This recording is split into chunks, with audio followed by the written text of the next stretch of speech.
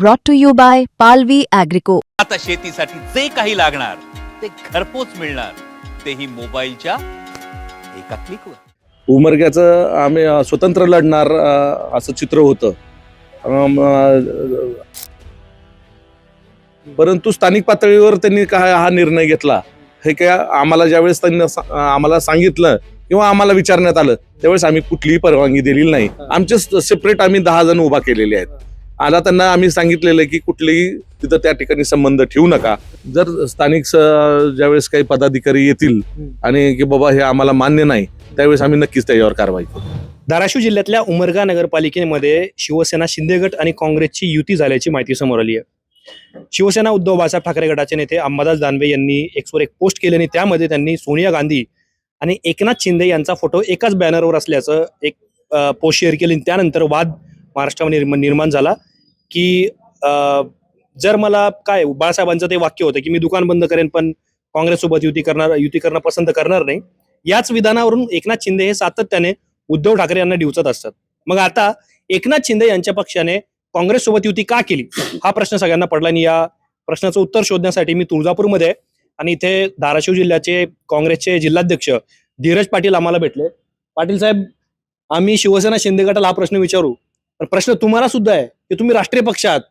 अशा पक्षाची युती करण्याची वेळ का आली की ज्यांच्याबद्दल तुम्हाला अलर्जी आहे आणि तुमच्यापेक्षा जास्त अलर्जी एकनाथ शिंदेना तुमच्या पक्षाची आहे? मी माझ्या जिल्हापुरतं बोलू इच्छितो.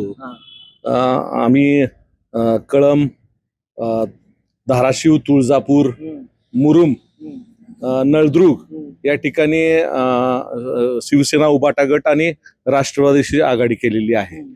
उमरग्याचं आम्ही स्वतंत्र लढणार असं चित्र होतं.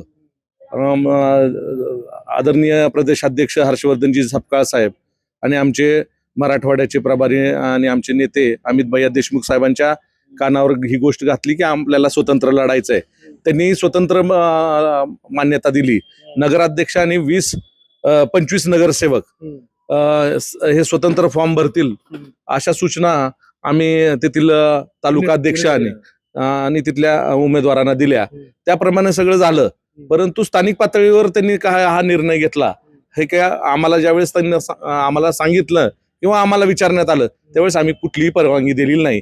त्यांच्या स्थानिक स्थितीवर त्यांनी काय निर्णय घेतला ते काय आम्हाला तो निर्णय सुद्धा आम्हाला मान्य नाहीये. तुम्हाला याची कल्पना कधी मिळाली की बाबा तिथं काहीतरी वेगळंच घडतंय, तिथे युती होते, आपल्याला माहिती नाही, आपल्याला अंधारात ठेवून तिकडे काहीतरी निर्णय घेतले जात आहे स्थानिक पातळीवर? ज्या दिवशी शेवटची तारीख होती फॉर्म काढून घेण्याची आणि शेवटच्या 2:30 वाजता कारण की 3ची टाइम होता आणि 2:30-2:45 असा ज्यावेळेस फोन आला त्यावेळेस मी साफ त्यांना नकार कळवलेला होता की आपल्याला अशी जातीवादी जे काही संघटना आहेत किंवा पक्ष आहेत त्यांच्याबरोबर जाता येणार नाही. परंतु स्थानिक परिस्थितीत त्यांनी हा निर्णय घेतलेला. पाटीलजी, महाराष्ट्र राजकारणात काय बाकी राहिलंय? आपण सगळं बघितलंय. म्हणजे शिवसेनेसोबत तुम्ही युती केली, शिवसेनेतला एक गट बाहेर पडला, त्यांनी भाजपसोबत युती केली. जे अजितदादा म्हणत होते की नाही जातीयवादी पक्षांसोबत आपण जाणार नाही, ते भाजपसोबत गेलेत. काँग्रेस आता ती राज ठाकरेची भूमिका मांडतात ती काँग्रेसला मान्य नाहीत उत्तर भारतीयांच्या बद्दल. त्यामुळे शिवसेनेची युती करणं काय गैर आहे? म्हणजे जर तिथं स्थानिक युनिट स्थानिक पातळीवर निर्णय घेत असेल तर तुम्हाला डिस्टन्स ठेवण्याची काय गरज आहे? नाही, आज मला माझ्या जिल्ह्यापुरतं बोलू शकतो की इतर ठिकाणी आम्ही कुठेही शिंदे सेनेबरोबर आघाडी केली नाही किंवा युती केली नाही. परंतु त्या ठिकाणी तशी परिस्थिती निर्माण झाली असेल म्हणून त्या ठिकाणी हा निर्णय त्यांच्या स्थानिक पातळीवर घेण्यात आला. परंतु आम्ही त्या मताशी सहमत नाहीये. आता जी ती युती झाली आहे, आता काय करायचं त्या युतीचं? नाही, मला वाटतं की त्या स्थानिक स्थितीत त्यांनी तो निर्णय घेतला आणि ते आता जारी राहणार की थांबवली जाणार की उमेदवाराला टाळल्या जाणार, काय आता तुम्ही काय करणार तिथे? नाही, आज आम्ही तर तिथं 10 जणांना उमेदवारी त्या ठिकाणी पक्षातर्फे एबी फॉर्म दिलेले आहेत. तर ते आज आता निवडणुकीला आम्हाला सामोरं जावं लागणार आहे त्या 10 जणांना. त्या युतीसोबतच? नाही, युतीसोबत नाही. आमचे सेपरेट आम्ही 10 जण उभा केलेले आहेत. आता त्यांना आम्ही सांगितलेलं की कुठलेही तिथं त्या ठिकाणी संबंध ठेवू नका आणि आपण सेपरेट तुम्ही स्वबळावर लढा म्हणून असे आम्ही निर्देश दिलेले आहेत त्यांना. अर्थात धीरज पाटील हे धाराशिवचे काँग्रेसचे जिल्हाध्यक्ष आहेत. त्यांनी या युतीच्या चर्चा फेटवून लावल्यात. ते मान्य करतायत स्थानिक पातळीवर झालंय, त्याची आम्हाला कल्पना आली आहे. काय कारवाई करणार आहे का त्या लोकांवरती? जर स्थानिक ज्यावेळेस काही पदाधिकारी येतील आणि की बाबा हे आम्हाला मान्य नाही त्यावेळेस आम्ही नक्कीच त्याच्यावर कारवाई करू. तर त्यांनी त्यांच्या पक्षाची बाजू ठेवलेली आहे की आम्हाला अंधारात ठेवून हा निर्णय घेण्यात आला, आम्ही याच्याबद्दल कारवाई करू वगैरे वगैरे. पण ही सत्यता आहे, महाराष्ट्राचं राजकारण हे आता सत्ताकरणाकडे चाललंय.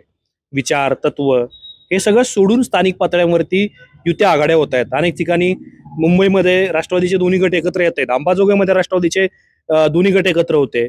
भारतीय जनता पार्टी स्वतःचं कमळ चिन्ह, म्हणजे जी पार्टी दिल्लीपासून गल्लीपर्यंत सत्तेत आहे, काय 100% भाजप, एकला चलोरेचे नारे भाजपचे असतात महाराष्ट्रामध्ये, ती भारतीय जनता पार्टी स्वतःचं कमळ चिन्ह बाजूला ठेवून स्थानिक आघाड्या करून निवडणुका लढवते. त्यामुळं महाराष्ट्राच्या नगरपालिका निवडणुकीला महत्व यासाठी निर्माण झालंय कारण विरोधी पक्षांच्या पेक्षा सत्ताधारी पक्षांमध्ये मोठ्या प्रमाणात स्पर्धा असल्याचं पाहायला मिळत आहे. या धाराशिवच्या लढाईबद्दल किंवा उमरग्याच्या केसबद्दल ज्या युतीच्या चर्चा सुरू झाल्या त्याबद्दल तुमची मतं आम्हाला कमेंट बॉक्समध्ये जरूर सांगा.